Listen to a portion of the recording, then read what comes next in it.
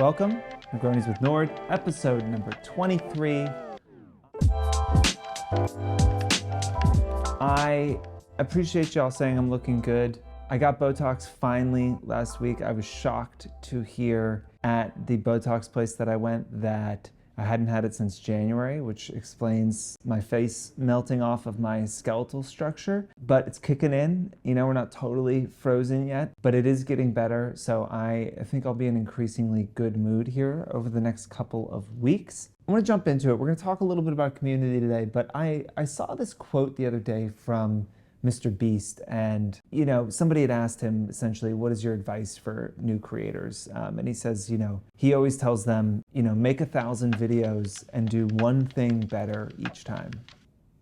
That's all of his advice. That's the beginning and the end of it. Just saying a lot as someone who's, the most successful YouTuber potentially of all time. It is a really simple but true thing. And it's something we've talked a lot about on here, marginal gains and building these experiments and trying to figure out ways to get better. But really, that is what it is about. It's about whether you're, on Instagram and you're focused on imagery and fashion and beauty, or if you're doing makeup tutorials or you're making, comedy TikToks or whatever it might be. It's just about really treating this like a craft and making sure that every single time you publish something, every single time you create content, that you're getting a little bit better. I think therein lies, the difficulty of this job, right? Like right now, the Tour de France just started. Obviously, if you've followed the show for a while, you know that in my personal life, I'm a cyclist. I race bikes. I love doing it. Fohr actually has a bike racing team that we sponsor. And the Tour de France has just started.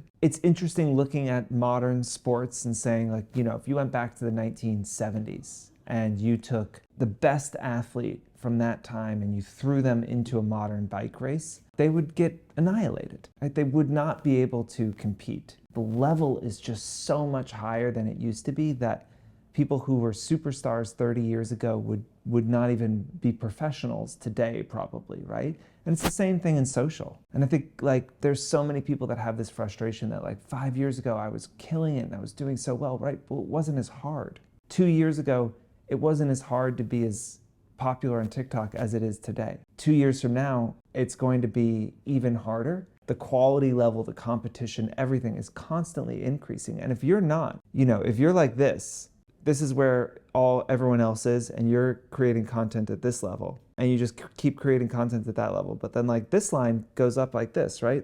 Eventually what you are doing today will not be good enough. And that's just a fact. And so you have to focus your life on getting better. And it's why we talk so much about community, especially now, in a world that is constantly changing, where, the types of content and what people like and the tastes are all changing so rapidly. Focusing on your specific audience and what they want and delivering that to them over and over again is the surest way to continuing to have a level of success. And we were talking in a webinar last week to brands all about community building, how it's the future of marketing, and how, building these vibrant communities of ambassadors and brand advocates and influencers is going to be what email marketing has been for the last 20 years, is what these ambassador communities are going to be for the next 20 years. We started off the presentation really simply, asking a few questions, right? You have to ask yourself, why would somebody join this community? Why would they stay engaged in it? And why would they tell other people to join it? And so as an influencer, you can ask yourself the same question. Why would this person follow me? Why would they continue to follow me and engage with me? Why would they tell their friends about me? I think that social is, and we're going to dive into this deeper in another video, but I think social and influencer space increasingly is going to be split into two categories. That it's going to be the kind of big superstars that kind of transcend social and go into celebrity. And then it's going to be these smaller niche influencers that are really focused on their community and providing value. I think about someone like Elizabeth Holmes, who does the analysis of what royals are wearing, called, what does she call it? so many thoughts. Elizabeth was a Wall Street Journal reporter. I mean, she's incredibly bright. She's also really passionate and insanely knowledgeable about royals. As someone who wasn't really interested in the royals that much, I am just riveted by the content. I love what she is doing. And it's because it's so smart and it's so in depth. And, she is teaching me so much about how fashion can be used to send a message, and specifically how the royals use fashion. The royals who traditionally haven't been able to speak out and speak their mind on certain issues as their figureheads, but they use fashion to talk for them. And she really dissects that in a way that is incredibly interesting and makes you smarter. And she, started doing this for fun, and it's turned into a book and other things. And, she doesn't have an enormous following. She's probably never going to have 10 million followers doing this, right? But she's got a really dedicated community. I look at Frank, who from Little Frankie's and Frank's and Supper in the East Village and Lower East Side. And he does all these great cooking videos, and he calls them methods. He doesn't give you recipes. He gives you kind of like a way to feel your way through the kitchen and understand how to make food that kind of has soul, and cooking in this very traditional Italian way. He puts a lot of time into it. It's really, really valuable. Again, not an enormous following. He's probably not going to be the next Anthony Bourdain. He's not going to have, millions of followers, but he's doing something that I find interesting, and it is giving people value every day. Alison Bordenstein, who's a stylist, and who puts together these in-depth dives into how to wear a t-shirt or, motorcycle jacket, and is creating this content that is really, really helpful and useful. That's kind of where things are going. And with TikTok and kind of reliance on virality and the algorithm, and with Instagram trying to chase TikTok and do the For You page a bit more type stuff, and focusing on video, we're gonna have this dichotomy in the space where, you can either chase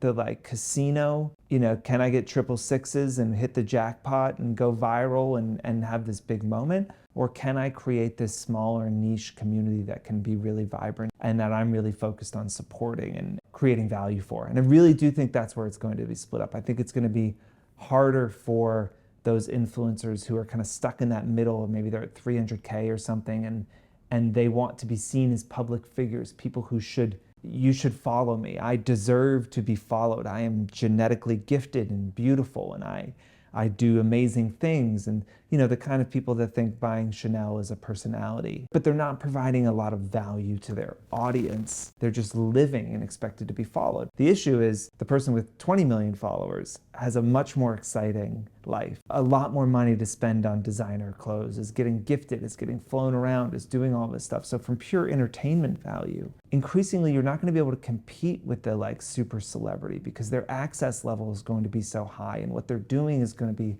so over the top. You're not going to be able to do that, and so it's not going to be as interesting. And so again, we go back to the need to focus on your community and provide them value. Again, I think we should talk about this more in another episode. I actually think that the way TikTok is built could potentially be ruinous to the influencer space, and could create a situation where it makes it much, much harder for influencers to make money off of their following and off of their content. And again, could be fairly destructive to a lot of people's careers. There's that old saying that 1,000 true fans can kind of make your life, and I think that is very true. And I think the more we can focus on building those 1,000 diehard fans that will go to bat for you, the people that you are waking up for and creating for every day, you're going to put yourself into a much better position. I think we'll maybe bring Sophie from our strategy team on next week. She and I can hash it out whether TikTok is going to ruin the influencer space or save it. Until then, continue to send your questions in, like and subscribe, and we will see you next week.